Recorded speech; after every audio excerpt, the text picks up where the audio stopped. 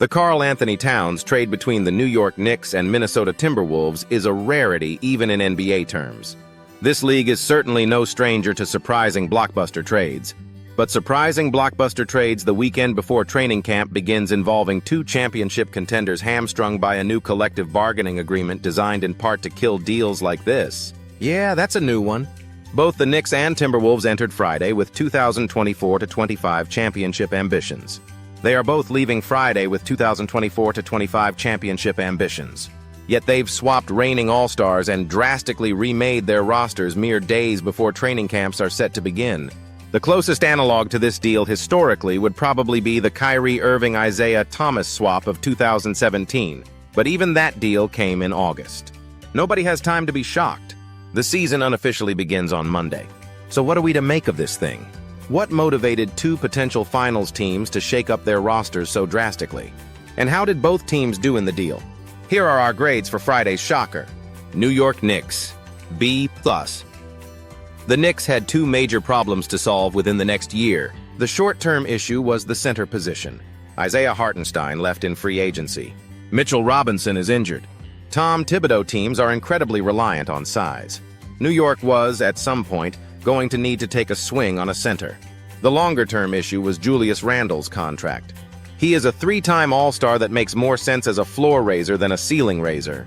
He needs the ball in his hands to succeed. His jump shot is inconsistent. So is his defense. He's never quite figured out the pick-and-roll dance with Jalen Brunson, though in fairness, the Knicks largely didn't ask him to. He was, in a sense, a relic of a team they no longer had. He helped build the culture that Brunson inherited. But there was a pretty strong argument against his fit on a Brunson-centric team. He just wasn't going to have the ball in his hands enough to justify the sort of contract his accolades suggested he would get. The Knicks solved both of those problems in one fell swoop. Towns can play either power forward or center, a rarity among modern bigs and a very valuable one for a Knicks team that is also pretty heavily invested in Robinson.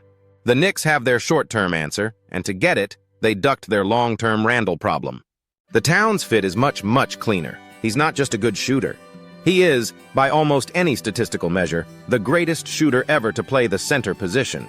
Having that caliber of shooting out of a big man changes everything. The Knicks don't have to worry about defenders ignoring Josh Hart nearly as much anymore. Do so at your own peril. Giving him unfettered access to the glass with this spacing would be downright irresponsible. The difference between New York and Minnesota, though, is that the Knicks are far better suited to taking advantage of the rest of his gifts than the Timberwolves. Towns is a stellar pick-and-roll finisher. He's never really been able to show it because the Timberwolves didn't have worthwhile guards early in his career, and by the time Anthony Edwards became a star, Towns was playing in poorly spaced lineups next to Rudy Gobert. Jalen Brunson is going to love him. Does Towns create defensive issues? Yes, but they're workable when you have the right personnel. The Knicks emphatically have the right personnel. If they determine he needs to play next to a traditional rim protector, they have Robinson. Truthfully, though, he likely starts as New York's only big man. He's very good in space, taking advantage of his athleticism to clog up passing lanes and stifle ball handlers in more aggressive pick-and-roll defenses. Thibodeau tends to demand quite a bit out of his rim protectors, but just think of the perimeter defenders on this roster. How often could anybody get past OG Anunoby, Michael Bridges, Josh Hart, and Deuce McBride? Anunoby can even defend centers when matchups dictate it. Towns couldn't be joining a more perfect roster for his specific skill set. Losing DiVincenzo stings. McBride can't be a feast or famine reserve anymore. He's the sixth man now, a role he more than earned a season ago. You'll hear complaints about his contract. He's certainly overpaid. A 4-year supermax would make most teams queasy. And as we'll soon cover, it's why Minnesota needed to trade him in the first place.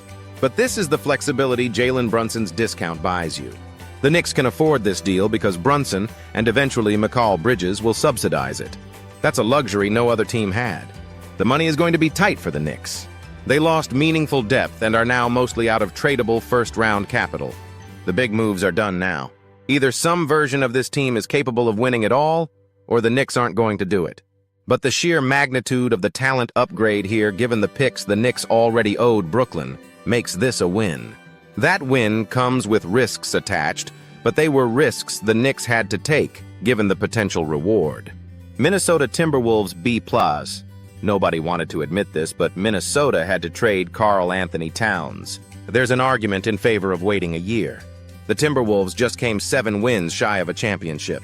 Typically, that's a team that runs it back. But Minnesota saw what happened when New Orleans tried to trade Brandon Ingram this summer. It has never been harder to trade a player who expects max money when he doesn't consistently produce at a max level. Towns doesn't just expect max money. He's locked into it for 4 more years. There were plausible scenarios in which Minnesota tried to make a trade of this sort next summer and couldn't. That is how restrictive to new CBA is. It was now or possibly never.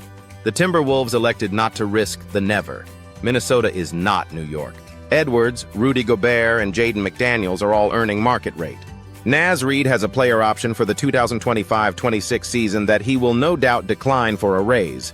Gobert might leave a bit of 2025-26 money on the table, but only if Minnesota gives him more long-term security. The Timberwolves are a second apron team this season. That freezes their 2032 first-round pick. The last thing they want is to risk seeing it moved to the end of the first round through repeated apron penalties. Minnesota had to save money somewhere. Maybe that somewhere wouldn't have been Towns if he was a bit more reliable, but he had more playoff games below 20 points 9 than above 7.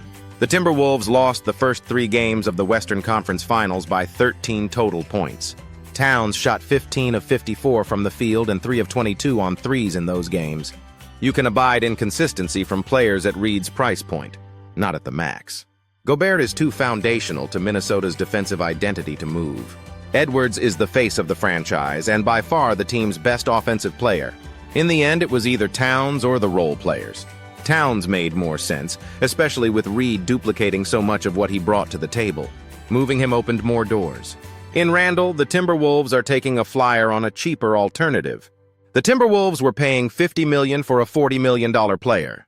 Now they're paying $30 million for a $30 million player at the same position. The savings outweigh the talent dip even if the fit isn't a slam dunk. Randall is the better creator among the two, and in Minnesota, that's going to be valuable. The Timberwolves were dying for someone besides Edwards or Mike Conley to create shots last season. Randall will help in that respect, especially as they bring along rookies Rob Dillingham and Terrence Shannon. The shooting drop from Towns to Randall, especially on a Gobert-centric roster, is going to hurt. DiVincenzo will help in that respect, but he's probably not going to close games unless Randall isn't. That's not the worst idea depending on matchups. Good luck guarding an Edwards-Gobert pick-and-roll with DiVincenzo, Conley, and McDaniels around it. The stakes of the Randall acquisition are low, though, because he has a player option for the 2025-26 season. At most, he's under contract for 2 more years. If this doesn't work, the Timberwolves can let him walk and regroup below the tax line. They can use his salary slot for a better fit through trade, and given all of the picks they currently owe San Antonio and Utah, that Pistons pick they got from the Knicks in this deal is going to be enormous on that front. They're no longer at risk of getting locked into a roster they might not have wanted. If the Randall version works, great. Re-sign him for less than it would have cost to keep Towns and find other ways to scrimp below the aprons. If it doesn't and you need to pivot, you've got a ready-made young core here in Edwards, McDaniels, Reid, and Dillingham. DiVincenzo fits with them because he fits with anyone. If the Timberwolves need to go younger at some point, they're free to do that too. If you believe that the Timberwolves were among the favorites to win the championship this season, this was a bad trade. It's far likelier that the Timberwolves fell in the they'd need 2 or 3 major breaks to win the championship group that 8 or 9 teams currently occupy. They had no answer for Luka Doncic in the Western Conference Finals. Doncic isn't going anywhere. Oklahoma City has improved dramatically since last spring. Beating Denver doesn't mean they magically solved the Nuggets. They trailed by 20 points in Game 7 of that series. The Western Conference is too deep to lock yourself into a team that may or may not be ready to make a finals run. Minnesota willingly sacrificed some of their 2025 equity to extend their run and make it a bit more versatile. It was a controversial move, but probably the right one. Towns isn't ultimately what matters here. He was the 3rd best player on last year's team. But Edwards has a chance to be the best player in the world, and he has years of runway ahead of him. If sacrificing Towns is what it takes to ensure Edwards has a long-term contender around him, then it was worthwhile. If you like this video, please like, subscribe, share, and don't forget to press the bell icon to stay updated from my upcoming videos.